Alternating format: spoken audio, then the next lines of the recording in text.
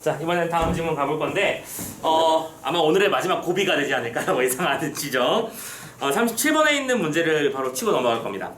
뒤에 보면 이제 독서 지문 하나가 있는데 여기 우리가 흔히 논리 지문이라고 하는 인문 지문이 여기 하나 기다리고 있을 거야.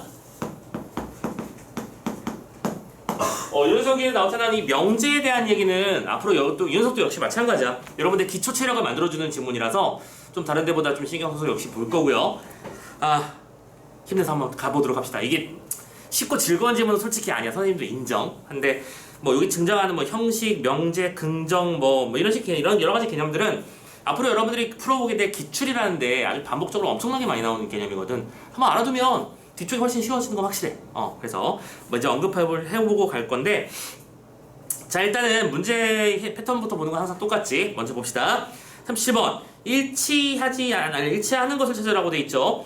지금 보면 어떤 명제들을 다 주고 있는 게 보일 건데, 난 뒤 보시겠지만 이제 명제라고 하는 게 뭔지도 먼저 정리를 하긴 해야 되지만, 이 선택지에 나타나는 1번, 2번, 3번 같은 경우에는 어떤 고칠 수 있는지, 부분 긍정인지, 표준 형식인지 이런 식의 말들이 보여주면 여기서 등장했던 그 단어들이 있었지. 표준 형식, 명제, 고전 논리 이런 식의 단어들이 지문 속에 나오는 문제구나 라고 판단하시는데 신경만 써주시면 될 것 같아요. 38번 기억의 이유. 항상 패턴이 똑같잖아, 그치? 어디선가 추론 문제가 항상 나오고 있고, 기억이 어딘지 빨리 보고 오면 기억은 지문의 중간 부분쯤에 있죠. 어느 쪽 해석이 옳은가라는 문제는 논리학에서 관심 가지는 부분이 아니다. 옳고 그름을 따지는 게 아니야. 논리적 관계를 따지는 게 핵심이라는 거. 왜 그런가는 지문을 통해서 읽어보도록 하자. 또 윗글을 참고해서 보기에 대해서 판단해보기 문제, 또 윗글을 바탕으로 실제 어떤 특정한 상황에 적용해보는 문제, 마지막 어휘 문제까지 나와 있는 게 보이실 겁니다. 자, 이 문제 같은 경우에는 선생님이 이 지문을 하는 이유 자체가 여기 등장하는 이 명제의 개념들을 설명하는 지문들을 자주 반복적으로 봐야 되는 거니까 미리 약간 예방주사 맞는 느낌으로 보자는 차원에서 보는 거라는 걸 생각해 주시고, 얘는 그냥 긴 설명 없이 바로 지문으로 치고 들어가도록 하겠습니다. 또 나왔어 이 형. 아리 형. 그치? 아리 형님. 하도 많이 봐서 형님 같아서 그냥 형이라고 부르는 거야. 자, 아리 형의 고전 논리학에서는 오케이, 좋아요. 고전 논리학. 그리고 당연한 얘기인데 인문지문에서는 항상 선생님이 어떤 일이 벌어진다고 했었냐면, 사상가나 철학가가 등장해서 뭐라고 주장한다. 그 주장의 내용을 이해하는 게 1단계, 세부적으로 다른 상황에 적용을 보는 게 2단계, 이렇게 선생님이 말씀을 드렸었죠. 똑같은 일이 벌어지고 있는 거예요. 여기도 아리스토텔레스의 고전 논리학부터 먼저 시작을 합니다. 여기서는 기본 명제를 4가지로 분류하고, 자, 고전 논리학에서는 기본 명제를 4가지로 구분했대요. 자, 참고로 이때 명제라고 하는 거를 보고 뭘 말하는 거야? A는 B다의 형식을 가지고 있는 조건문, 그런 걸 보고 그럼 명제라고 부르는 겁니다. 그 명제의 종류가 4가지가 있다는 거야. 전체 긍정, 그리고 두 번째 전체 부정, 그 다음에 아마 부분일 거야. 부분 긍정, 마찬가지로 부분 부정. 이렇게 총 4가지 종류가 있다라고 이름을 붙인 다음에 3단 논법에 이용되는 명제는 어떤 것이든 이 4가지 기본 명제 중 하나의 형식을 가져야 하며, 이 명제들은 뜻이 애매하거나 모호해서는 안 되므로 표준 형식으로 고쳐주어야 돼. 이 형태의 특징은 전부 다 첫 번째, 3단 논법에서의 대상이 될 수 있으며, 그렇기 때문에 두 번째, 표준 명제의 표준 형식으로 존재해야 한다는 사실이 중요하다라고 하면서 고전 논리학에서의 핵심 정보를 저는 제공해주고 있습니다. 참고로 3단 논법이 뭔지는 알고 있죠? 대전제와 소전제 결론에 이르는 논리적 사고방식을 말하는 거죠. 모든 사람은 죽는다, 나는 사람이다, 고로 나는 죽는다, 이런 식의 구조를 우리는 3단 논법이라고 부르죠. 자, 그리고 참고로 근데 3단 논법은 논리학적으로 맞다는 얘기지, 참고로 3단 논법도 단점은 당연히 있지. 대전제랑 소전제 중에 뭐가 하나라도 틀리면 틀리는 거 아니야? 만약에 모든 사람은 죽는다가 사실이 아니라면, 이 세상에는 영원한 생명을 가지고 있는 영생의 존재가 존재하고 있었다면 그건 사실이 아니게 돼버리는 거잖아. 그치? 그러니까 연역이 됐든 귀남이 됐든 과학적 사고방식은 맞지만 그것이 옳고 그르지는 그런 것은 항상 그렇게 연결되는 건 아니라는 거. 아무튼 그리고 두 번째, 표준 형식으로 고쳐야 된다고 했는데, 근데 여기서 표준 형식이라고 하는 건 처음 보는 개념일 거야, 그렇지? 그리고 지문에서도 이 표준 형식이 뭔지에 대해서 설명을 하기 시작할 겁니다. 따라가 보자. 먼저라고 말을 했습니다. 자, 먼저. 파란펜으로 그냥 써볼까? 먼저라고 말을 했다는 얘기는 이 다음에 다음으로 마지막으로와 같은 표지들이 존재할 거라고 인지할 수 있는 부분이라는 거 알고 있지? 제 내용을 챕터 구분해 가면서 읽어야 된다는 걸 선언해 준 거야. 자, 먼저 전체 긍정을 뜻하는 명제의 표준 형식을 먼저 얘기해야 돼요. 편의상 이거 1번이라고 보자. 전체 긍정의 잠깐만 이거는 표준 형식까지 써버리자. 표준 형식을 정함에 있어서 전체 긍정에서의 표준 형식은 모든 철학자는 이상주의자와 같이 이상주의자이다와 같이 모든 A는 B이다. 모든 물결은 물결이다. 이 모든이란 단어가 중요한 거야, 그렇지? 모든 A는 B다 형태로 하면 된다. 전체 부정을 뜻하는 명제의 표준 형식의 경우, 오케이. 두 번째, 전체 부정의 경우에는 어떤 제문이 나와야 된다? 모든 철학자는 이상주의자가 아니다라는 말은 애매하다. 오케이? 왜냐하면 철학자는 한 사람도 이상주의자가 아니다라는 걸 말하는 건지 아니면 철학자 중에는 이상주의자가 아닌 사람도 있다를 뜻하는 것인지 분명하지 않기 때문이지. 무슨 말인지 이해됐죠? 그러니까 근데 뭐 굳이 설명을 할 필요도 없겠네, 그렇지? 모든 철학자는 이상주의자가 아니다라고 말하는 게 그 모든이라고 하는 게 즉 아니다가 부정하는 대상이 모든 철학자 쪽인지 이상주의자 쪽인지 그쪽을 명확하게 할 수 없으므로 즉 부정의 대상이 명확하지 않기 때문이라는 거야. 그렇기 때문에 모든 땡땡은 땡땡과 땡땡이 아니다라는 형식은 전체 부정 명제의 표준 형식이 될 수 없어. 전체 부정의 뜻을 분명하게 나타내 줄 수 있는 표준 형식은 어느 땡땡 철학자도 이상주의자가 아니다와 같이 어느라는 말을 쓰는 거야. 어느 땡땡도 뭐가 이걸 똑같이 써야지. 어느 땡땡도 땡땡가 아니다. 그쵸?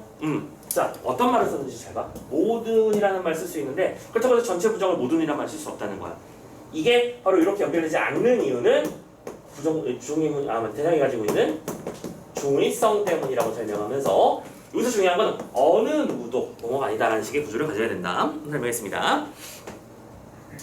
자, 부분 긍정을 뜻하는 명제의 표준 형식은 자, 3번 부분만 긍정하는 경우에 명제 형식은 어떻게 되느냐? 어떤 철학자는 염세주의자가 뭔지 알고 있어? 세상을 비관적으로 바라보는 사람이라는 거야. 세상 그짜 있고 뭐 이런 느낌. 와 같이 어떤 땡땡은 땡땡이다. 어떤 땡땡은 땡땡이다. 자, 이때 이건 부분은 파란색으로 좀 이거 구분용이야. 이게 중요하다는 뜻은 아니고 어떤이란 말을 썼다는 게 느낌이 오시고 있죠. 이렇게 쓸 수 있는데 어떤이라는 말이 어떤 낯선 사람이라고 할 때처럼 불확정적인 대상이라는 뜻을 가질 수 있으나 그것은 부분 긍정을 뜻하는 데는 별 문제가 되지 않는다는 얘기를 하고 있어요. 그렇죠? 그러니까 여기서는 이 어떤도 역시 부분성을 가지고 있을 수 있지만 그것이 이 자체의 문제를 만들어지진 않는다. 자, 마지막으로 자, 마지막으로까지 나왔죠? 이렇게 하면 4번으로 마무리하겠다는 뜻으로 받아들여지면 되는 거고 부분 부정에 대한 얘기를 하고 싶은 거겠지. 자, 부분 부정을 뜻하는 명제의 표준 형식은 어떤 철학자는 도덕주의자가 아니다에서와 같이 어떤 땡땡은 땡땡가 아니다 라고 할 수 있대. 자, 이것도 파란색으로 어떤을 쓸게요. 잘 봐. 아까 전체 긍정을 부정할 때는 모든을 쓸 수 없었지. 왜? 중의성이 발생했기 때문이야. 이랬어? 근데 여기서 요렇게 바뀔 때, 즉 부분 긍정을 부정하는 부분 부정문인 경우에는 어떤을 써도 된다는 거지. 그리고 그 아까 이유를 뭐라고 했었냐면 불확정적인 대상을 가지라는 뜻을 가질 수 있지만 부분이라는 데는 문제가 없다는 거야. 무슨 말이지? 여기서는 중의성 문제가 있지만 여기서는 그 중의성이 문제가 되지만 여기서는 그것이 문제가 될 수 없다고 말했어. 선생님은 여러분들이 이런 데 집중해줬으면 좋겠는 거야. 지금 이거는 대놓고 뭐예요? 차이점이잖아. 그럼 이 차이점은 또 출제 요소가 되는 법이지. 그쵸? 알아두시고 여기까지. 지금 여기까지 한 얘기가 전부 다 뭐야? 지금 앞으로 할 얘기를 이해하기 위한 기본 바탕 깔아준 거야. 맞죠? 그럼 우리가 어떤 문장을 보면서 이거를 전체 긍정인지 표준 형식인지 바꿀 수 있는지 판단하면서 따라가면 되는 거겠죠? 자, 3문단 한번 가보자. 쭉쭉 따라오세요. 고래는 포유동물이다 라고 하는 일상 언어의 문장은 오케이. 자, 가보자. 일상 언어에서 고래는 포유동물이다 라고 하는 이건 뭐예요? 명제가 아니라 문장입니다. 됐죠? 우리가 일반적으로 하는 이 말은 표준 형식의 명제로 고치면 모든 고래는 포유동물이다 돼. 이거를 명제로 바꾸면 모든 고래는 포이다 이렇게 쓸게요. 포유동물이다라고 하는 이거랑 다르게 명제가 될 수 있다. 아니지.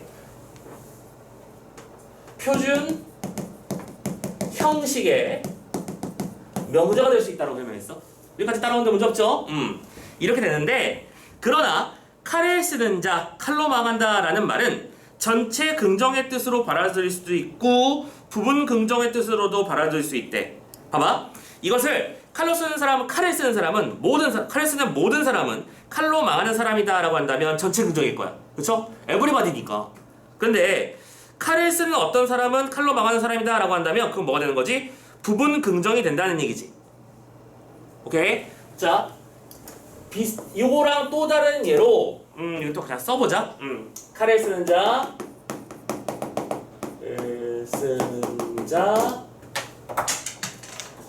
자, 칼로 망한다라고 하는 문장을 봤을 때 이 녀석은 오케이. 전체 긍정문이 될 수도 있고 혹은 부분 긍정이 될 수도 있대. 둘 다 오케이야. 근데 그 이유는 이 녀석이 뭐이기 때문이야? 어느 쪽이 어느 쪽 해석이 옳은가라는 것은 논리학의 문제의 관심사가 아니라는 거지. 오케이. 자, 중요한 건 논리학이라고 하는 것은 이퀄 옳고 그름을 판별하지 않는다. 그쵸? 오케이. 그 자체가 옳고 그른지를 따지는 게 아니라 그것이 논리적으로 옳은지를 보는 거야. 그래서 그것을 사실의 서술로 보는 사람은 칼을 쓰는 사람들 중 일부분의 사람만 칼로 망하게 된다는 사실을 긍정하는 것으로 이해하는 것이며, 반면 그것을 하나의 교훈적인 말로 받아들이는 사람은 그것이 하나의 보편적인 법칙을 뜻하는 것으로 이해하기 때문에 전체 긍정으로 읽게 되는 것이지. 오케이? 자, 이거를 우리 인간사의 교훈으로 받아들이는 사람과 개별 사실로 받아들이는 사람은 서로 다르게 어떤 명제를 인식할 수 있다는 거야. 무슨 말인지 이해됐어? 오케이? 이건 칼을 쓰면 무릇 칼로 망하게 되는 법이지. 네가 나쁜 짓을 하면 나쁜 짓 하면 그것 때문에 네가 멸망하는 거야 라는 식으로 교훈을 얻는 사람은 다 맞는 거다. 칼을 쓰면 다 망하는 거다 라고 설명하는 거고, 만약에 네가 칼을 쓰게 된다면 칼을 안 쓰는 사람도 맞는데 네가 칼을 쓰면 너도 칼 때문에 망한 거라고 하는 특정한 사건을 말하는 거면 그 부분만 긍정하게 된다는 얘기지. 되셨나요? 오케이. 여기까지 설명을 했습니다. 자, 아무튼 지금 이 3문단에서 그래서 하고 싶었던 얘기는 뭔데, 우리가 일상적으로 쓰는 문장들, 요 문장이 있었죠? 이런 문장들을 표준의 형식을 가지고 있는 명제 형태로 바꿔서 인식해 봤을 때 어떤 문제가 발생할 수 있는지를 설명한 문단이었던 거야. 그쵸? 자, 그리고 나서 네 번째 문단. 이 문단과 3문단이 어떻게 연결되는지 서로 연결고리를 보세요. 자, 3문단 가봅시다. 대부분의 젊은이들은 현실 부정적이다 라는 또 문장을 예로 들어봅시다. 대부분의 젊은이들은 현실 부정적이다 라고 하는 문장이 있을 때, 여기서 대부분이라고 하는 것은 전체가 아니란 뜻일 테니까 이런 경우에는 자, 이 대부분은 뭐로 치환될 수 있어? 어떤이라는 말로 치환될 수 있을 거야. 그래서 즉 부분 긍정이나 부분 부정으로 이해할 수밖에 없겠지. 왜냐? 아까 썼잖아. 어떤이라고 하는 건 부분 긍정이나 부정이야. 이미 확인했음. 그치? 자, 전체 중에서 단 한 사람에 대한 긍정을 말한 것도 부분 부정, 부분 긍정으로 일반화시킬 수밖에 없으며 한 사람을 제외한 나머지 모든 사람에 대한 긍정도 부분 긍정으로 간주할 수밖에 없죠. 오케이? 그래서 명제의 양을 전체와 부분으로만 나누어 두었기 때문에 전체에 관한 것이 아니면 모두 부분에 관한 것으로 표현해야 한다는 것이야. 자, 어떤이라고 하는 건 전체와 부분이라고 하는 두 구분밖에 없어. 그래서 이게 절대적인 양으로 측정될 수는 없다는 거지. 그게 1명이든 3만 명이든 35명이든. 오케이?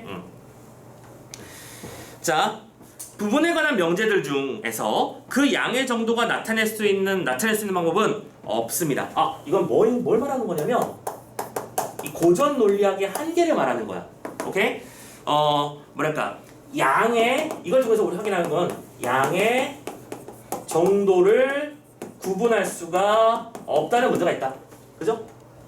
고전 논리학의 특징은 이런 것이다 보여줬고, 하지만 고전 논리학의 한계는 이런 부분이 있다라고 보여주고 있는 거네. 이것은 곧 모든 명제를 4가지 기본 형식으로만 나누어야 하는 고전 논리의 한계점이 되고, 그러므로 위의 명제도 어떤 젊은이들은 현실 부정적인 사람이다, 어떤 젊은이들은 현실 부정적인 사람이다 라는 식으로 이렇게 표준 명제로 바꿀 수밖에 없다는 것이죠. 문제가 있다는 거야. 자, 5달러로 가봅시다.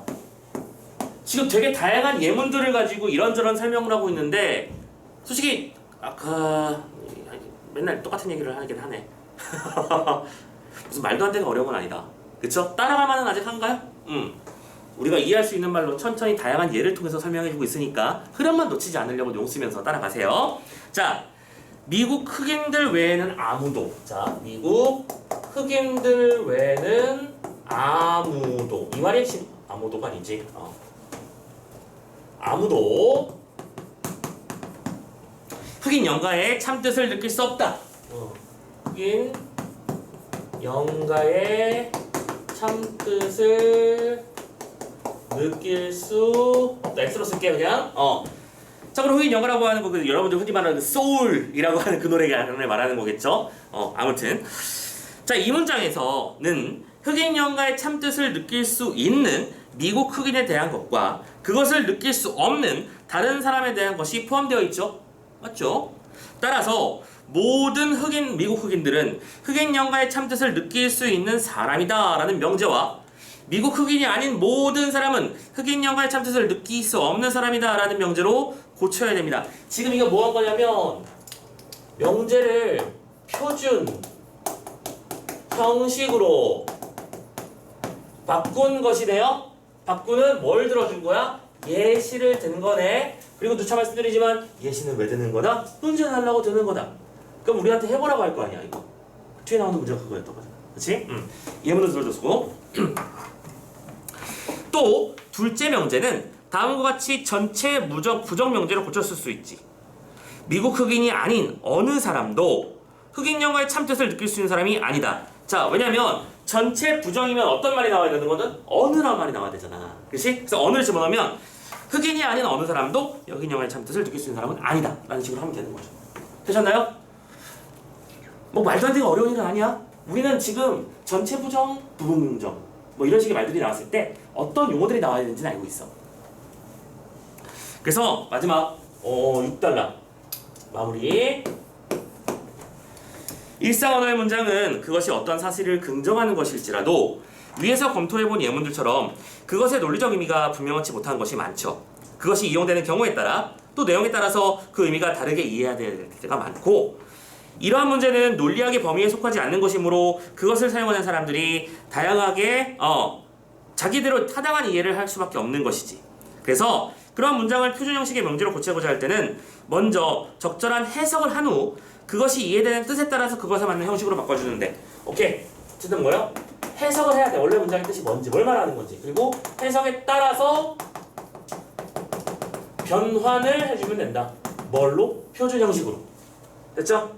오케이. 무슨 수학 공식처럼 딱딱 떨어지게 무조건적으로 변환되는 것은 없다. 그 문장이 원래 하고 싶었던 말이 뭔지를 파악한 다음에 한계를 인정하고 여기 맞는 해석으로 바꿔보자라는 얘기를 하고 있습니다. 참고로 잠깐만. 목이 맹네. 지금 잠깐만. 지금 여기서 말하고 있는 게 결론적으로 고전 논리학의 특징이었잖아, 그치? 근데 우리가 앞으로 만나게 될 논리학들은 참고로 이 아리형이 지금 여기까지 했던 이 많은 얘기들에서 잘 봐봐. 3단락 이유는 전부 다 예시를 들고 이렇게 하는 거라는 예문을 들어준 거잖아. 굳이 디테일 있게 말하자면 1단락과 2단락만 있어도 핵심은 다 등장을 한 거지. 참고로 여러분들이 앞으로 보게 될 고난이도 문제들은 대부분 그런 식일 거야. 1, 2단락만 나온 다음에 그래서 이 한계를 극복하기 위해 또 다른 논리학이 등장하게 되는데 하면서 이제 다른 차세대 논리학이 나오게 되는 거야. 무슨 말인지 이해됐지? 그리고 나서 이제 실제로 요 얘기는 그런데도 불구하고 시험 문제에 등장하게 될 거야. 즉 여기 있는 정보만 가지고 이런 것들을 끌어낼 수 있어야 돼. 지금 이거는 우리가 연습하는 지문에 가깝기 때문에 다 보여주는 거다라고 생각하는 게 좋다는 거지.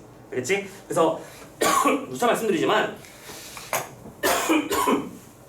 아 왜 이러냐 목에 뭐가 끼는 느낌인데 미안해요. 1학년 문제들을 우리가 기출 문제들을 풀 때 왜 이래 야?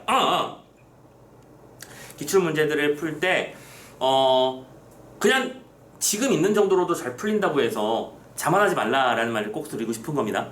문제도 이거에 연결이 되는 정도라면 되게 대부분 해결이 될 거야. 그냥 심지어 지문의 내용을 명확하게 이해하지 않더라도 상식적으로도 풀리는 문제들이 상상수 있을 거야. 근데 그런 문제들이 실제로 요구하려고 하는 게 뭔지 문제에서의 출제 의도가 뭔지를 생각하면서 푸는 훈련을 지금부터 해두면 고3이 편안해진다. 그건 확실하다. 그런 걸 얘기를 말씀을 드릴게요. 자, 아이 죽겠네 진짜. 자, 37번부터 가보자. 윗글의 내용과 일치하는 것은 이 목이 안 아프려면 선생님이 지난번에도 얘기했었지만 운동에서 살 빼가지고 배에 좀 힘을 그린 다음에 복식 호흡을 하면 하나도 안 아프거든요. 네, 글렀어요. 나 어저께 밤에도 뭐지 그 이름이 뭐였죠? 그 냉우동 2그릇을 2인분 먹고 잤어. 배고파서. 근데 이제 막 까자는 거죠. 그렇긴 한데 왜 그렇게 갑자기 불현듯이 배고플지 모르겠어. 심지어 어저께 그래서 선생님 새벽 4시에 먹었나 5시에 먹었나 그러고 바로 잤어요. 그러니까 살이 안 찔 리가 없지. 밀가루 덩어리를 우겨 넣고 나서 또 마침 일어나서 먹고 있어. 글렀어. 자, 37번 일치불일치 문제로 가봅시다. 자, 1번부터 따져보자.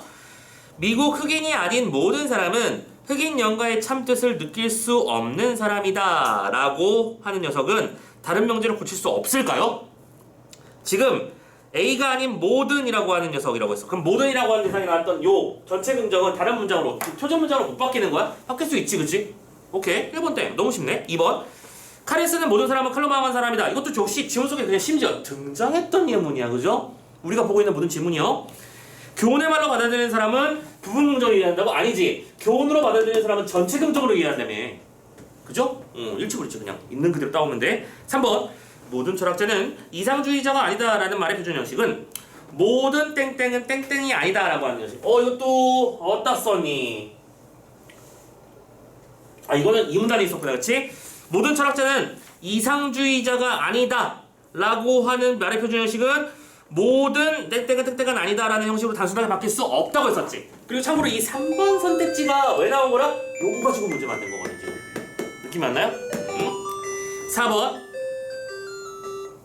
부분 명제 중에서 그 양의 정도가 다른 것을 나타낼 수 있는 방법이 없다는 점은 고전 논리의 한계. 양의 문제에서는 한계가 있다는 얘기 분명히 지문에서 그대로 했었죠? 정답 4번이네. 그지? 마지막 5번. 일상언어의 문장은 어떤 사실을 긍정할 경우에만 그 의미가 분명해지는 게 아니라 긍정하건 부정하건 간에 이게 문제였죠. 일상언어의 문장은 꼭 이렇게 할 때만 무슨 조건이 붙고 그런 게 아닙니다. 그거를 표준 형식으로 바꿨을 때 그 녀석의 해석에 관해서 문제를 담고 있는 지문이었으니까. 자, 38번 가봅시다. 그래서 결국 아까 기억이 뭐였냐면 어느 쪽의 해석이 옳은가라고 하는 거는 논리학의 관심이 아니다라고 했었지. 그 이유는 자, 뭐기 때문인가 보자. 1번 일상언어는 고칠 수 있지. 표준 명제를 얼마든지 고칠 수 있었죠. 예문 여러 가지 보여줬습니다. 땡. 2번 논리학은 형식을 문제로 삼지 않은 게 아니고 문제가 아니고 논리학은 명제의 형식이 제일 중요했지. 반드시 표준 형식으로 바꿔야 된다며. 그러니까 2번도 잘못 말해주고 3번 일상언어의 문장과 논리학의 문장은 본질적으로 다른다. 그러면 본질적으로 다르기 때문에 해석이 옳은가를 못 따진다는 얘기는 서로 상관이 없는 얘기를 하고 있는 거지. 3번도 땡. 4번 논리학은 일상어의 문장을 우선 4가지 기본 문제 형식으로 고친 후에, 자 이거는 4번은 약간 중의적으로 해석될 수 있는 소지가 있는 선택지긴 한데 어느 쪽으로 해석하든 문제야. 예를 들어 논리학을 무조건, 아니 논리학에서는 문장을 무조건 4가지 형식으로 바꾼 다음에만 해석해야 되는 건가? 그 지금 이 얘기가 뭐냐면 4가지 형식으로 모두 바뀔 수 있어야 된다고 말하는 거잖아. 일단 그거 자체가 말이 안 되고요. 그렇죠? 그리고 두 번째로 논리학에서는 이 녀석을 어떤 기본 명제의 형식으로 고친 후에 해석하기 때문에, 그래서 그 해석이 옳은가를 따지는 거는 서로 상관이 없는 얘기지 역시. 오케이?